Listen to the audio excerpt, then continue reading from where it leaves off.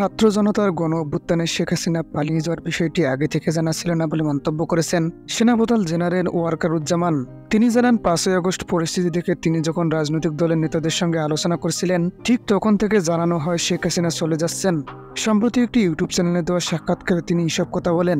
সেনাপ্রধান বলেন, শেখ হাসিনা দেশে থাকলে তার জীবনে ঝুঁকি ছিল, পরিস্থিতি খুবই উত্তপ্ত ছিল। শেখ হাসিনাকে সেফ এক্সিট দেওয়া ঠিক ছিল নাকি তাকে দেশে রেখে বিচার করা উচিত ছিল, এমন প্রশ্নের জবাবে তিনি বলেন, ওই সময় একটি উত্তপ্ত মুহূর্ত তাকে ওইখানে রেখে দিলে সমস্যা হতো। আর প্রথম কথা হচ্ছে, আমি তো রাজনৈতিক দলগুলোর সঙ্গে আলাপ আলোচনা করছিলাম, তখন আমাকে কিছু ব্যক্তি এসে বলছেন যে উনি চলে যাচ্ছেন, উনি অলরেডি রান, এটা আমি জানতাম না যে তিনি দেশ ছেড়ে যাচ্ছেন। তারপর আমি মনে করি যে উনি দেশে থাকলে ওনার জীবন ঝুঁকি হতে পারত। কেউ চাইবে না যে একজনের বিচার বহির্ভূত হত্যাকাণ্ড হোক, এটা মোটেও কাম্য নয়। অন্তর্বর্তীকালীন সরকারকে সেনাবাহিনী সহযোগিতা করছে বলে জানান সেনাপ্রধান। 16 বছরের জঞ্জাল তো সময় দিলে মিটবে না। সেনাবাহিনীর মধ্যে এখনো অনেকে শপথে রয়েছেন, তাদের সরানো হচ্ছে না কেন, এমন প্রশ্নের জবাবে তিনি বলেন, এখনো তদন্ত চলছে, তদন্ত শেষ হলে অবশ্যই ব্যবস্থা নেওয়া হবে। অনেক ইস্যু আছে যেগুলো তদন্ত হচ্ছে, এর জন্য আমরা সময় নিচ্ছি, প্রমাণ লাগবে, প্রমাণিত না হলে কারো বিরুদ্ধে ব্যবস্থা নেওয়া হয় না।